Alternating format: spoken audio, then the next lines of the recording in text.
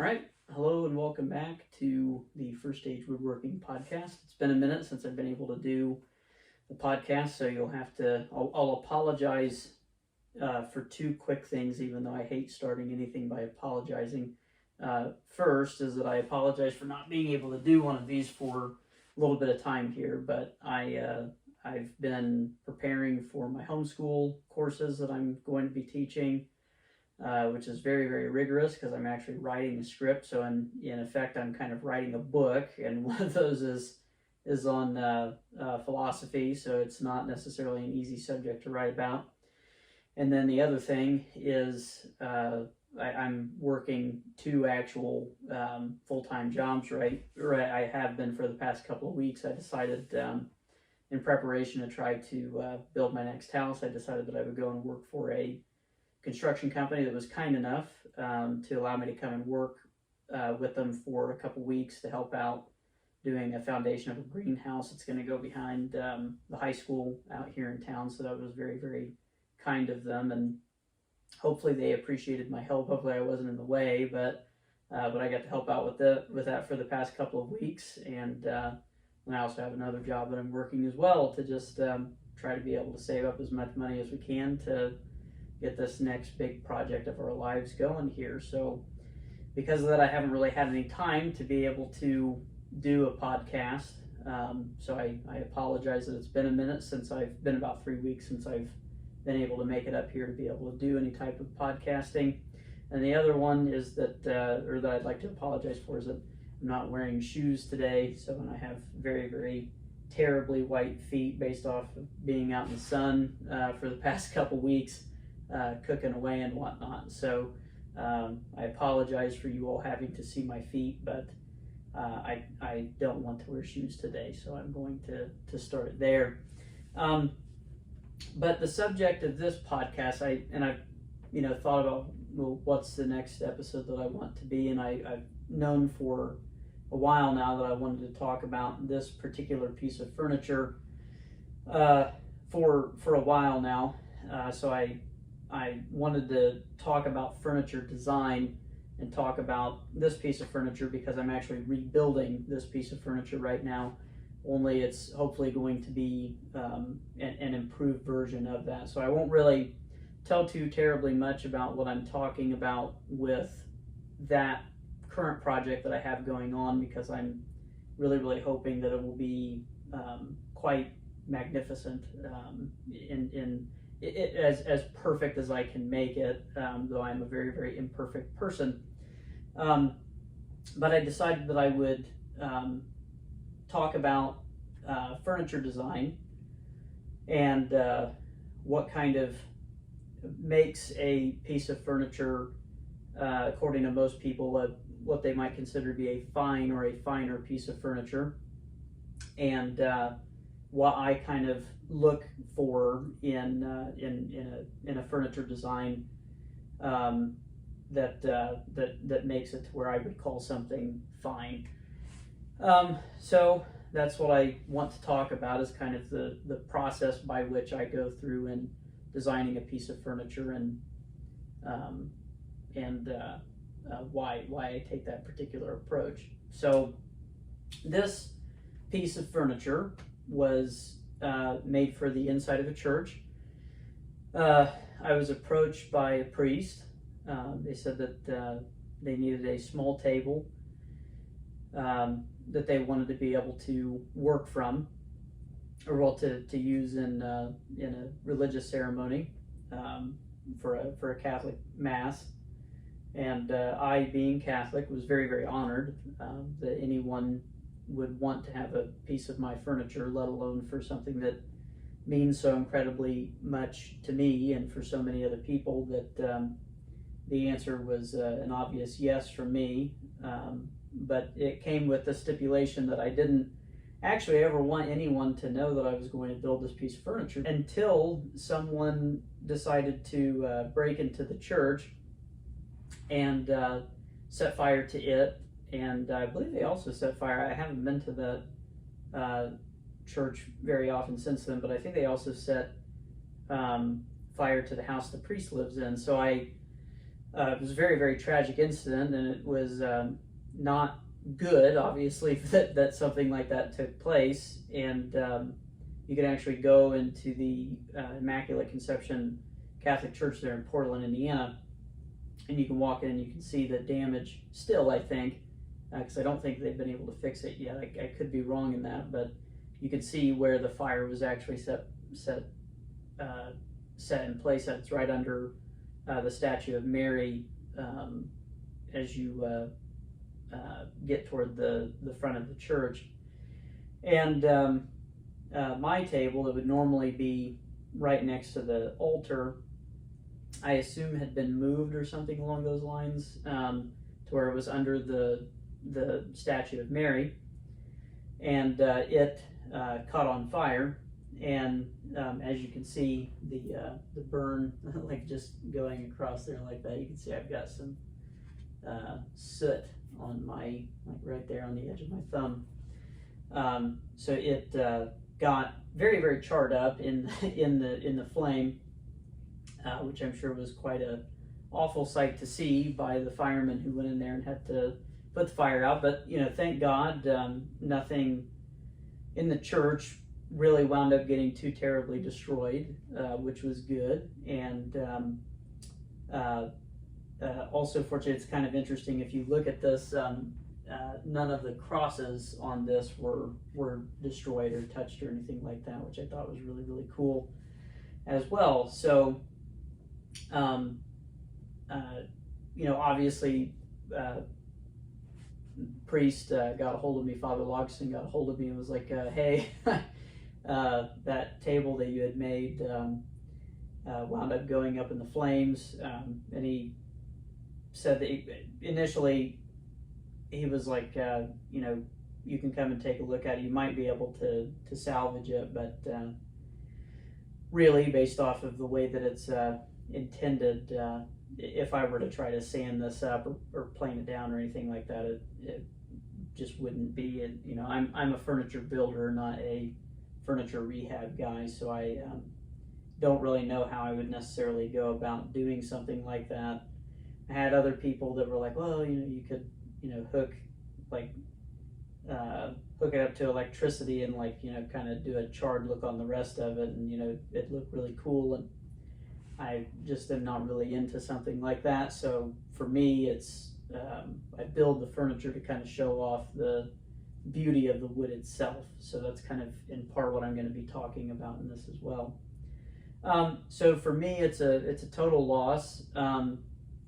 I don't really know quite what to do with this particular piece of furniture, but my wife won't let me get rid of it, so I don't really know what I'll do with it. I've had people tell me like, oh, you should try and put it in a, keep it and have it as a testament. And I don't know, but my wife won't let me get of it, so I guess I'll have it in my house forever, which I don't think is a curse or anything, but I certainly would. I don't know. It at times is kind of a painful reminder because, and I don't want this to be taken as, I have prayed for the gentleman who decided to do this in the church. I have, prayed that whatever led him to this, hopefully he'll be able to get over. While I consider the act to be quite despicable, I really, really hope that he finds healing in whatever way he can so that he doesn't do something like that again. Because this piece of furniture means a lot to me.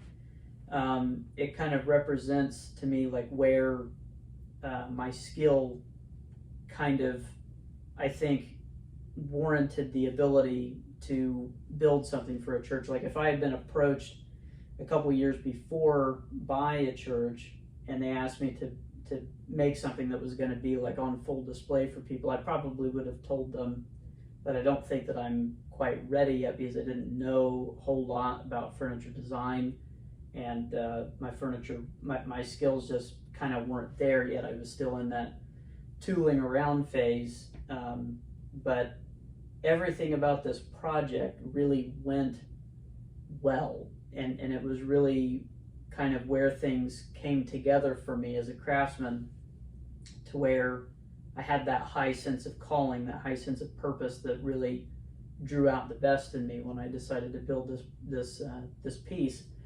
So when I was approached by Father Logston, I considered it quite thoughtfully and was like, I would be honored to build it, but I really don't want anybody to know about it. And the only reason why I'm talking about it is because it's back in my house again, and it sits there kind of eating away at me. So I've been talking about it recently, and that's because I'm rebuilding another one similar to this. Only the other one, hopefully, God willing, will be a lot better. So I just decided that I would, walk people through, at least in my mind, what makes something. And when I say in my mind, know that I'm not necessarily speaking only on my behalf, but what many consider to be what makes a piece of furniture really, really good or fine. And this is one of the very few pieces of furniture that I would say, like this is the finest piece of furniture I have ever made, because it took quite a bit of skill to be able to make something like this, and it really was made. It serves a function. It has a utilitarian purpose. It's needed for a religious ceremony called the Mass, but it so it has a function, which makes it not necessarily completely and totally an art form. Traditionally, the arts are kind of defined, or at least the highest form of art would be something that is beautiful for the sake of being beautiful. So this serving a purpose, of having a utilitarian function, it's not necessarily just beautiful for the sake of making it beautiful, but I would consider it to be beautiful. And it kind of, sprung out of my thought, and the dimensions were there, and it was made with beauty in mind in every step of the process. So know too that if you're watching or if you're listening to this podcast, I will make a YouTube video that'll be uploaded online, and I will show you by filming different aspects of this table. I'll show you what I mean by, it will be helpful for you to actually watch this versus just listening to it, because in order to fully take it in, you obviously have to be able to see it. So, but some of the things you'll be able to pick on just by me talking about them. So enough of me kind of rambling on about why it is or the story behind making it, and I'll just get into why I chose the design that I decided to choose, and what all went into making it. So first things first, the only dimension that really mattered to the priest and to me, which made it serve a utilitarian function, was how tall it needed to be. And that would, in my opinion, be the only thing about this that was not carefully considered, because I asked Father Logston, I was like, you're predominantly going to be the priest standing in front of this table and need it from time to time, so how tall do you need it to be? And I kind of used the analogy for him of a lot of people, and this is argued about, well, not really argued about, but I've watched different videos on the height of a workbench. It depends on what type of work you're wanting to do, but say you wanted to have a workbench that was good for hand planing. That's actually determined by your hand, as a lot of measurements from the past, handed down from one tradition to the next, were actually based off of the width of your hand. So from here up to the top of your thumb would be the space of your hand. I think that's actually how you measure horses and stuff like that. So there's these things have some overlap throughout history. But they say that a good height for a workbench, if you're going to be working from it hand planing, would be about 5 hand lengths. And then there's like how wide would you want it to be and whatnot. But there's also just the general rule of if you're going to be just doing all of your work from one workbench, then a good height would just be about waist high. So that's kind of, as like the way that I view this as a priest would be that, you're standing up here engaged in the mass and doing this religious ceremony. A comfortable height for you might be around waist height. And I can't remember what that measurement was for the priest, but I think that it stands somewhere around 35 inches off the ground. So that was really the only dimension. And then I, asked him, I was like, about how wide would you want it to be? And that's when he said, about like that. So I arrived at I made it basically as big as I wanted to. So the only two functions that it needed to serve was it being tall enough and it being wide enough to be able to hold anything and everything that the priest would need to be able to have as he went through the mass. So I believe it's 15 by 15 wide at the top, meaning the top of the table is 15 by 15 wide, and it sits somewhere about 35 inches tall. Now, those two dimensions don't really necessarily mean too terribly much to me. They were just what had to be in order to make it function properly. Which again, that would mean that it's not fully an art form because it has a utilitarian purpose. But the rest of it, though, is like, well, that's where the craftsmanship, that's where form and function kind of meet, to where you could say that this is somewhat of an artistic expression. Is in the design itself, but we're still not quite there. I decided that I would draw some inspiration from a mission style table. So if you look at mission style furniture, this would be somewhat similar to that, which meant that the predominant joint that I would be utilizing would be a mortise and tenon joint. So you can see here this piece right here, and a lot of people don't know this anymore, that this piece of wood doesn't end right here. So it isn't like attached with a fastener or anything like that. It is joined from here to here by itself. There's actually a square hole that is cut into this piece of wood called a mortise.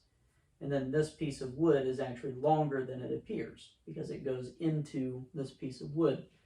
So the joinery aspect of it is a series of mortise and tenons. So you can see on the front of this, there's a mortise and tenon here, a mortise and tenon here, a mortise and tenon here, mortise and tenon here, mortise and tenon here, here, here, and here. Which obviously, so just on that one side, you have 1, 2, 3, 4, 5, 6, 7, 8, and then for the cross, 9, 10, 11, 12. So there are 12 joints on each side of this table that had to be cut in order for it to be symmetrical and make sense. I could have, done it differently. I could have not done it on all sides, but again, for me, I was shooting for the idea that it needs to look beautiful all the way around, and based off of the theme that I had chosen for this, that was just kind of what it called for. So I cut all of these mortise and tenons, but we're still, so that again is just how it is joined together. And this is a very, very strong form of joinery. This is, how houses, ships, everything, like you go back and you look at the forms for the Roman Colosseum and stuff like that. Most of it was done doing timber framing, which used a series of mortise and tenons housing what are called dados, housing dados, you'll hear it called. and dovetails. So it was all held together using joinery, and then they could reinforce it with concrete and block and stone and all of that good stuff. It's a very ancient form of joining something together, and there's really not much of a way of improving upon it. It is really the best way to hold a piece of furniture, a house, or anything like that together, is by joining it together and not necessarily fastening it. So, so that's what it is. That's how it's basically put together. But the rest of it, though, of why it looks the way that it looks and it appears the way that it appears, is based off of really the eye of a craftsman in why, and what I'm really going to try to show you is how none of this is really arbitrary. It's all pre-planned, and you sit there as a craftsman and you do your best to take everything into account so that it all looks like it makes sense. And it's probably something in today's day and age that really only a handful of people even know about anymore, but hopefully this podcast will maybe illuminate that a little bit and show you what you can look for when you're going to either purchase or try to build a piece of fine furniture. So before I begin building anything, the first thing that has to be taken into account is the way that the grain needs to travel on a piece of furniture. So when you look at this piece of furniture, if we take a look at the top of it, which you're not going to be able to see it too terribly well, but I'll take some videos of the top of it and put it on YouTube. You'll see that the grain is traveling in this direction, in what we call a quarter-sawn fashion. And what that means is that the grain appears to be just very straight in going in one direction. Very common in furniture building to have a quarter sawn look to it. It's not as strong as plain sawn lumber, but it is very pleasant to work with, and it has a very uniform look to it. So you'll notice that each one of these, this tabletop actually is comprised of 3 pieces of wood that are glued and laminated together. So when I remember very well when I built this piece of furniture, I sat there and I took these 3 pieces of wood that I had just gotten down to the right dimensions and got edge jointed, and I had determined that these are the pieces of wood that I want to use for the top of this table, based off of their look.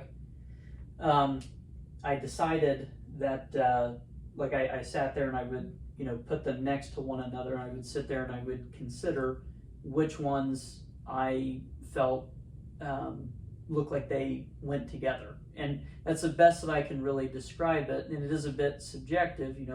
Perhaps a different craftsman would say that it should be going, this piece of wood should have been here and this piece of wood should have been here, so on and so forth.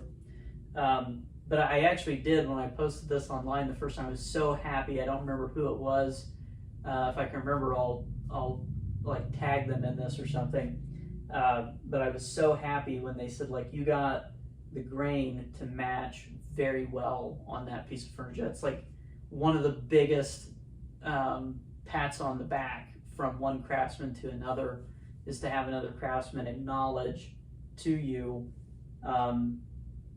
something that most other people would glance by. That's what craftsmen, looking at their material remarkably differently than someone who doesn't build stuff like this would look at it. So choosing and laying out and looking at things and determining how they ought to go together, that's a very important step. Now, I did that with the top, but I also did that with the entire project.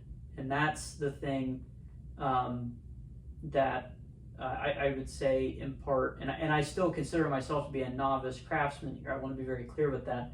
I'm not, I'm nowhere near the work of a great craftsman like Paul Sellers or Rob Cosmer or anything like that. But something that definitely would separate a good craftsman from a very, very beginning craftsman is that they wouldn't take into account the direction of the grain of wood, because that's a whole nother skill in and of itself. But if you take a look at this table, you will see that on this side of this piece of wood, this leg and this leg, you are looking at the quarter sawn side of each of these legs, meaning that the grain direction appears very symmetrical. Like it looks like they should be next to one another. Now if I turn the table this way, you will notice that the grain appears different on the front of these. And that is because this is the plain sawn direction. We get a more cathedral look. You can see it very pronounced right up here at the top of this piece. You kind of have these layers of wood that are going over, like kind of stacking over the top of one another, kind of like scales on a fish. We call that a very cathedral-esque look to the furniture itself. And I did that all the way around.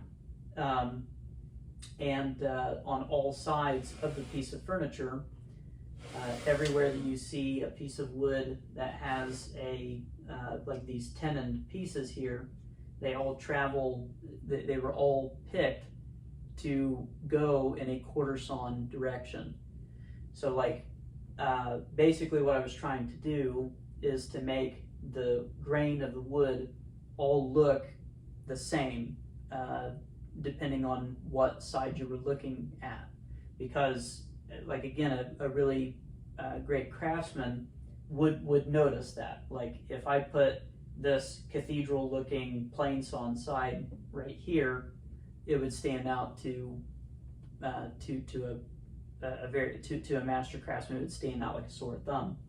Not that I necessarily care about what they think, but like you're trying to have this call out the best in you, so everything has to be taken into account like this. So doing that all the way around, like, not even beginning the project yet, and you've considered something that is going to make it really, really stand out as a very beautiful, symmetrical looking piece that kind of looks like it all goes together. And that is really what I think great furniture is trying to do, is to get us to feel at home again, right? It's like it's all unified and it looks like it ought to be that way. So so if you can't tell, I get really, really excited about all this. So that takes into account this one's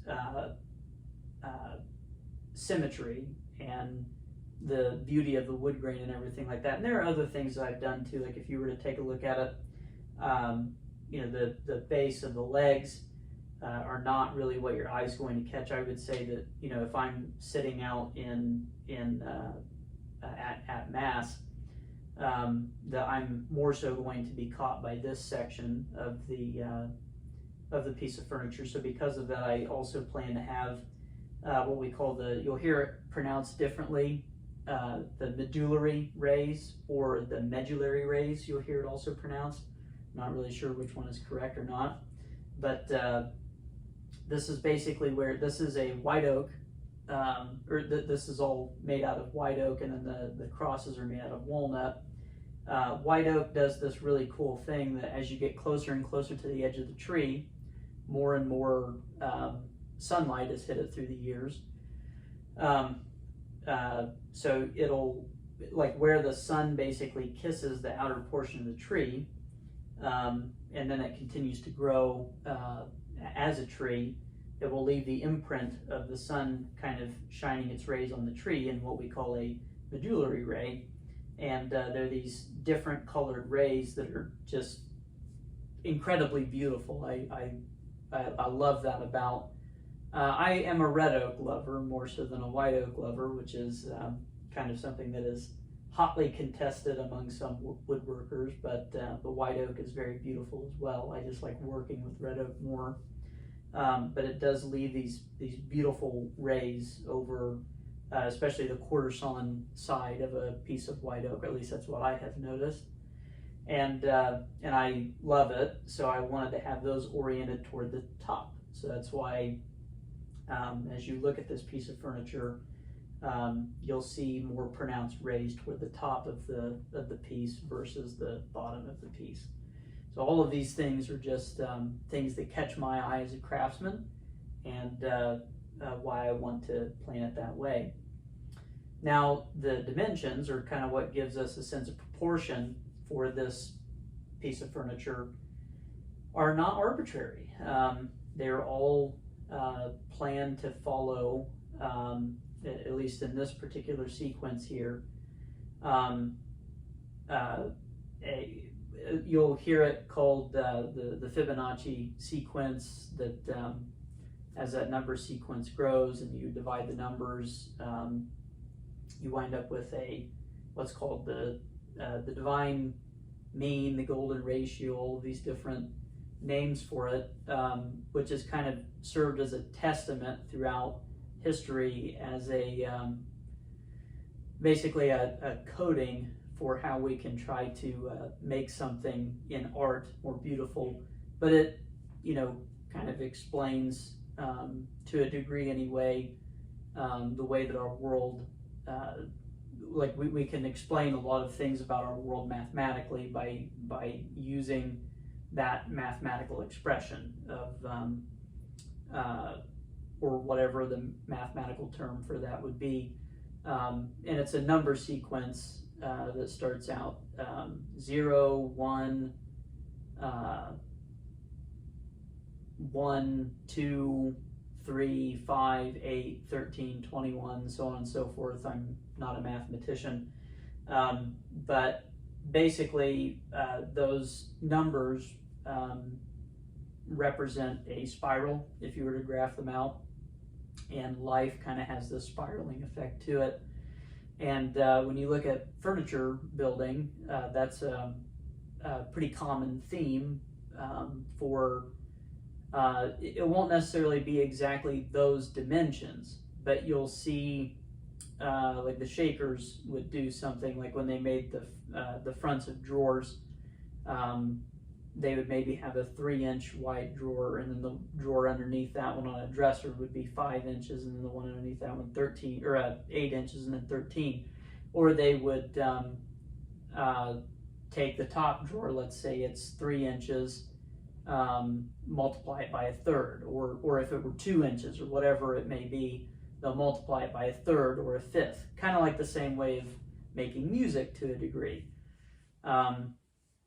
So basically what I'm pointing to is that furniture design, at least in my mind, and you can read about this in books like By Hand and Eye by Jim Tolpin and George Walker, which is a great book, that it isn't really necessarily arbitrary, and that we can tap into these things.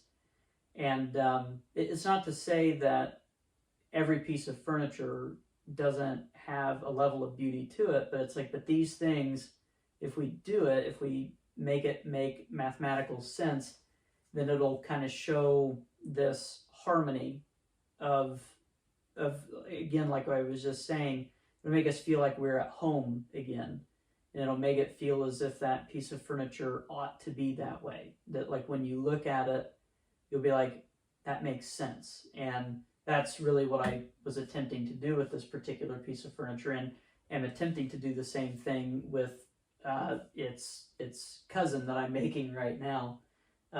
So when you look at the proportions of all of this, when you look at this cross here, it's 3 inches across, a third of the way down from the top, 5 inches tall.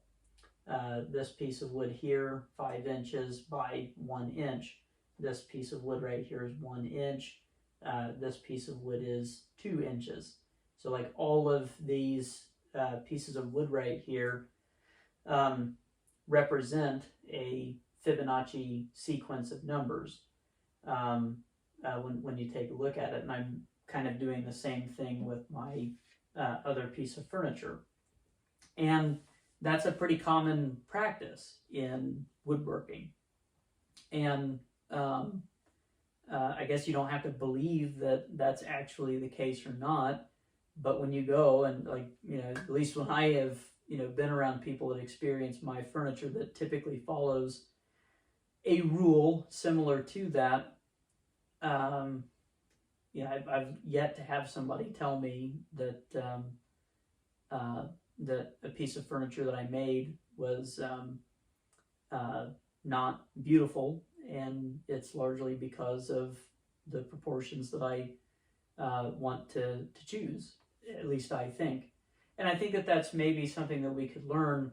I've seen people that are like, there's kind of an arbitrary nature to, they think that people are, we've become a very, I think, superstitious society in the sense of wanting to doubt anything that was kind of handed down from the past. Is just like, it's kind of wonky to sit there and say that this rectangle is better than this rectangle or so on and so forth.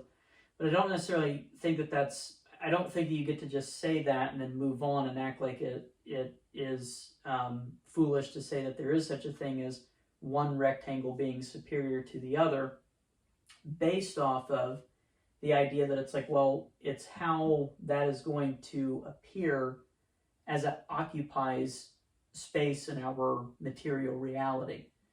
And what I mean by that is that, if I am going to make a piece of furniture for someone, when I made this piece of furniture, I made it after having sat in that church for several hours over the course of several different times throughout that year, thinking about how can I make this look like it belongs here. And the moment that I put that in place, and I was like, I think that I achieved that. It looks like it's been here the whole time. I don't think that I could have achieved that if I just would have arbitrarily decided to throw something together.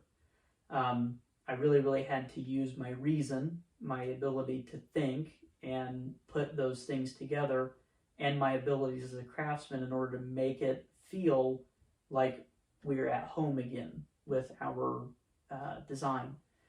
And that's really what I'm trying to do with my furniture. And it isn't to look at another craftsman and say that if they're not going for that their furniture isn't as good or it doesn't have a beauty to it. But this is really kind of how we determine whether one thing is considered to be potentially finer than something else.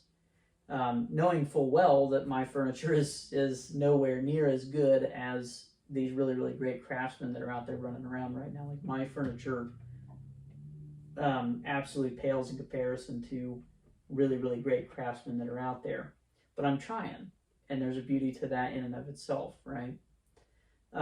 So that, I think, is pretty much everything. I didn't really want this podcast to even be as long. I don't know, probably about 40 minutes now, which is longer than I really wanted it to be. But I really, really hope that I've been able to.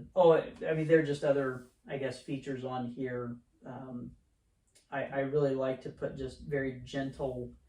Some people call them lamb's tail, or lamb's tongues, even though it's not really a lamb's tongue because it's finished out. But I like to just scallop the front off of this, and this is actually even with this 2-inch piece of wood coming down here.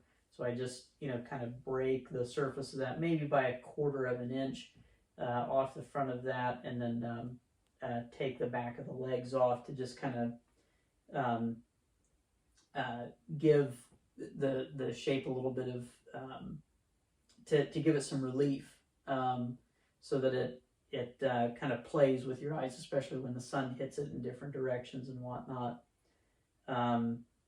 These arcs, I think at first I tried to make the arc like a sixth off of that, which would be very common in furniture building, furniture design. But then as I got to looking at it, and this kind of shows a bit of a subjective nature to it, it just didn't look, it called for it to have a more drastic arc to it. So I think I wound up settling on like a fourth or something along those lines. So a fourth of the distance of this piece of wood, I took it off toward the center of the arc. So that's why it's arced here like that. And really just this whole project was an absolute joy to work on, and I loved doing it, and I'm really enjoying making the replacement for it. But I don't know. I guess I'm thankful for the opportunity to be able to make another one, but my hope is that it will always be better than this one, but I don't know if it will. So there's just a little bit for you on furniture design, kind of how I approach the idea of proportion and symmetry with regard to woodworking, some things about fine craftsmanship. If you have any questions or comments, please let me know. I want to do a Q&A episode, but I want to kind of build a body of work up first to where you have some things to ask before I just get out there and start doing stuff like that. So hopefully you've learned something. And if you're interested in buying some furniture and want to know, anything about other tips for what to look for and things along those lines, more than happy to help out anyone interested in something like that, because it's good to want furniture that will last several lifetimes. And if there's one thing that I hope to contribute to that is hopefully people will start listening to this stuff and want to commission the work of great craftsmen that are out there, even if it's not me. And my work is taking me kind of away from just building things for customers, but maybe one day. But in any case, I hope you've enjoyed this podcast. I hope you enjoyed this piece of furniture, and look forward to doing the next one. Have a great rest of your day, and God bless.